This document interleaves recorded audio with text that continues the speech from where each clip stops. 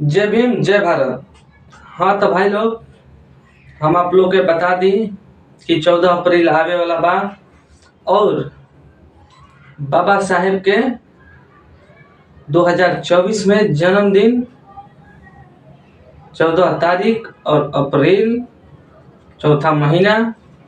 और पूरा बहुजन जितना बहुजन चमार एकता मिशन हमनी के पूरा यूपी बिहार के लोग जितना भी हैं, हम लोग एकजुट होइए और पूरे घर घर पे मोमबत्ती जलाइए और डॉक्टर भीमराव अंबेडकर जी का जन्मदिन मनाइए।